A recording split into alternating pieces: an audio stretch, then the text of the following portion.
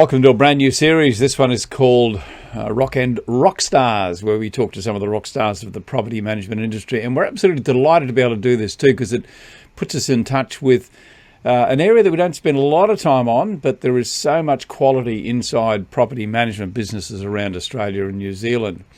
Our first guest is Tamsin Wilson from Belle Property. Tamsin, welcome to the show and thanks for your time. Thank you for having me. Tell me a little bit about your business, where you're located.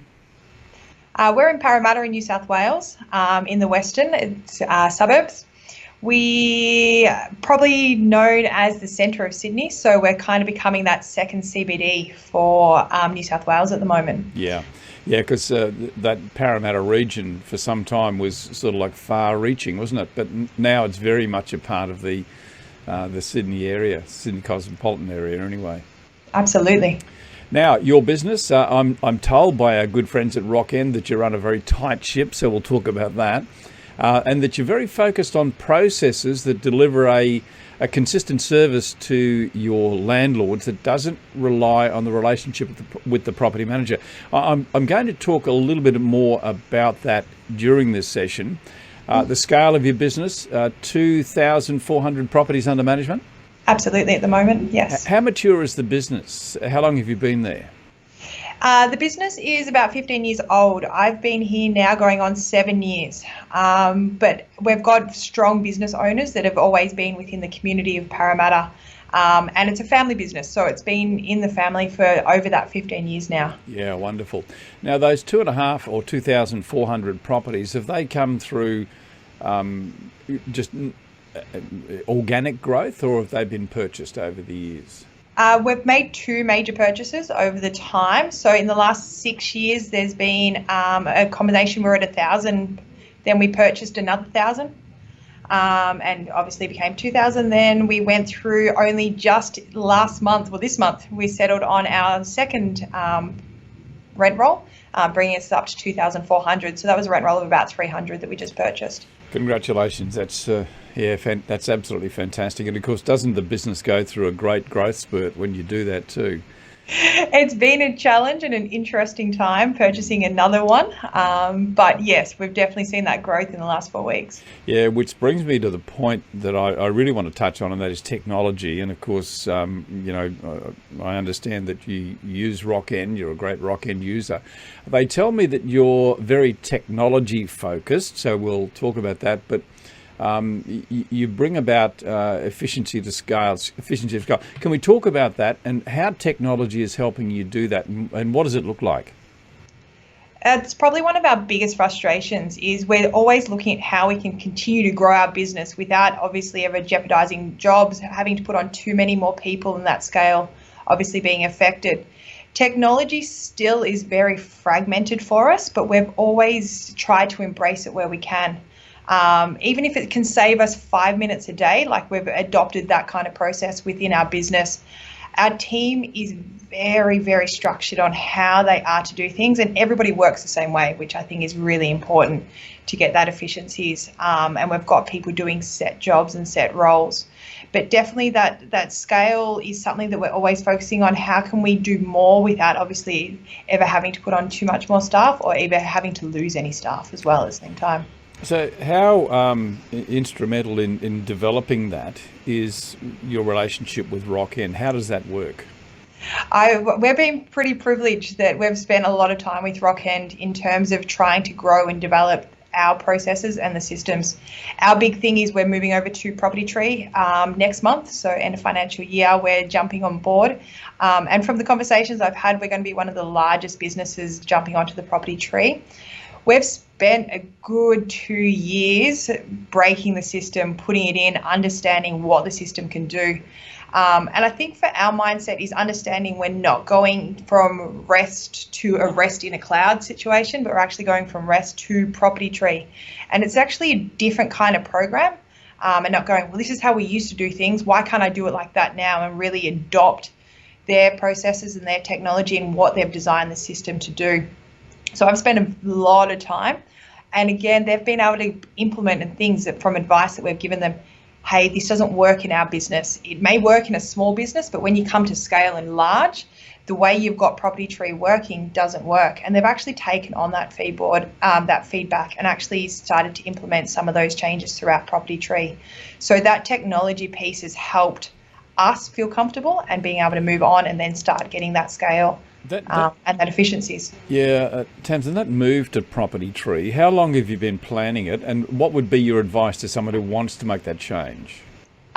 We've probably been planning it for a good 12 months. And we're probably pretty lucky that I've been able to step out. Like, I don't work day to day on managing properties, but I can step out and actually understand the system, break it, implement it, play with it throughout my background. I would suggest to anybody understanding why they want to change, what the outcome is for the clients. Now, remember, it's not just about the property manager, but it's actually about the clients at the end of the day, the tenants, the owners, what you want to achieve for them and what the technology is going to be able to do to achieve that for them. What are their expectations? What are their needs? What are their desires, etc. So trying to get that, understand it. I've always looked at programs not necessarily at where they're at today, but what their plans are for the future. Because obviously where they are today, fantastic, it's great, but where are they going? What are they doing? And actually getting to understand that will help you drive your business.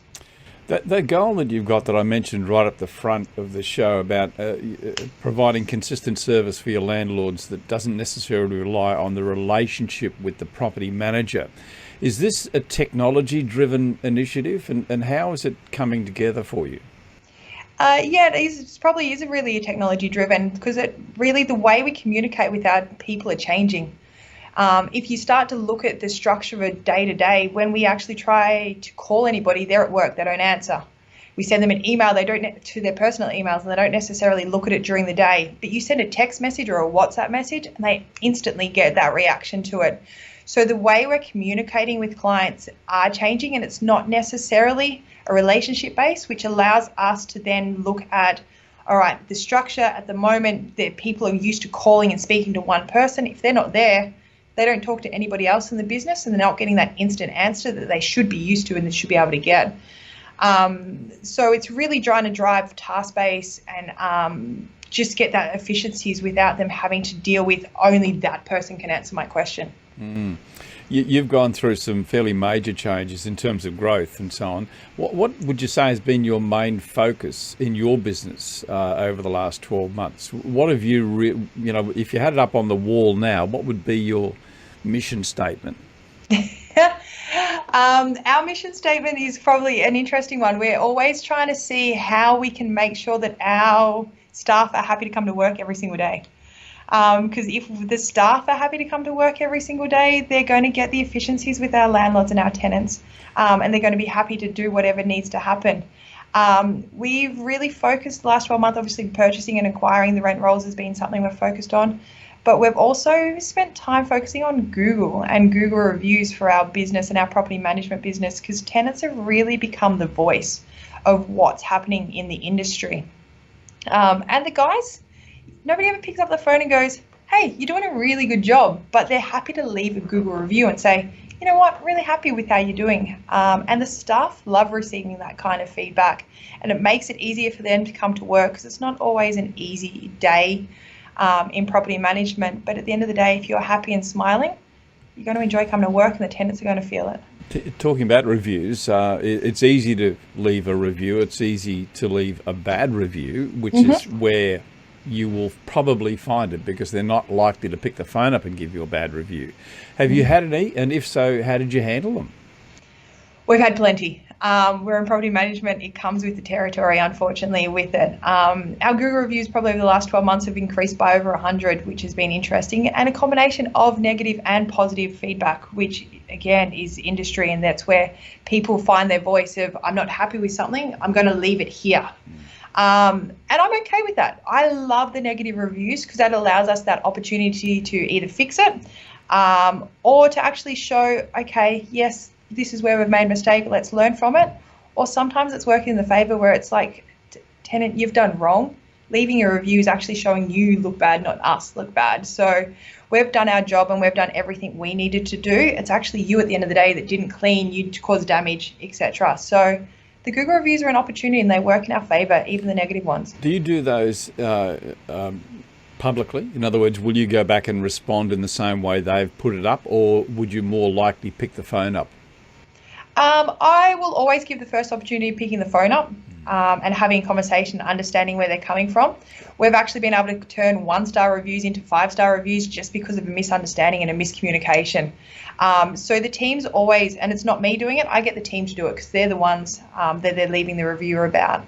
So pick up the phone, find out, what have we done? How has this happened? I don't want you to ever leave our business feeling like you've only ever had 1-star service. So coming back, oh, it's a misunderstanding. I didn't realize I had the opportunity to go back, whatever it is. And they've turned that around. So we'll always do it privately, but we'll always respond publicly at the end of it going, thanks for the conversation. Happy that we could assist you moving forward.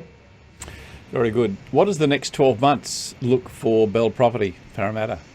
Oh, we're excited. Next 12 months, we're really excited.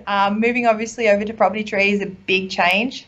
I'm not expecting like crazy changes in my business in the first probably 6 months of getting Property Tree into it, but actually just getting it in, understanding how it works, and then from there just really looking at how we structure our team, and not necessarily working again on that relationship, but on that task-based kind of situation where we're looking at, okay, how do our property managers get into that zone and that flow? And if you're a really good problem solver in terms of a property manager, okay, maybe you should be in this area because that's where you succeed. At the moment, we kind of expect them all to be jacks of all trades. They have to problem solve, they have to be a counsellor, they have to do everything on a day-to-day.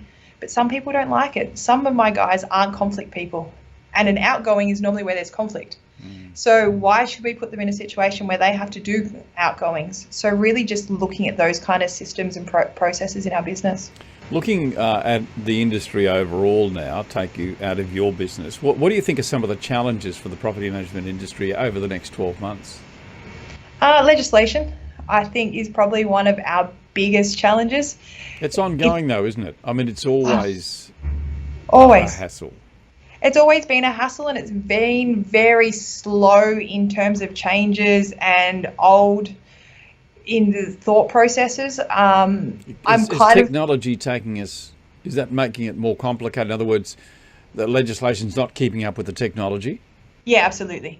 When we look at even just lease signings and original signatures and like all those kind of things, have always been slow to being able to change them. And why, when I can get something from my accountant overseas and sign off on it, but I can't do it for a real estate or signing a lease?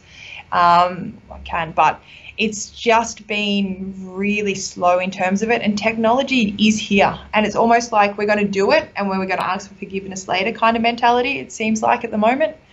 But technology has, and legislation has really fragmented our growth for change, our opportunity for change probably.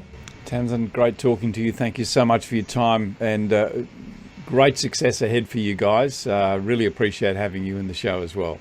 I appreciate the opportunity, Kevin.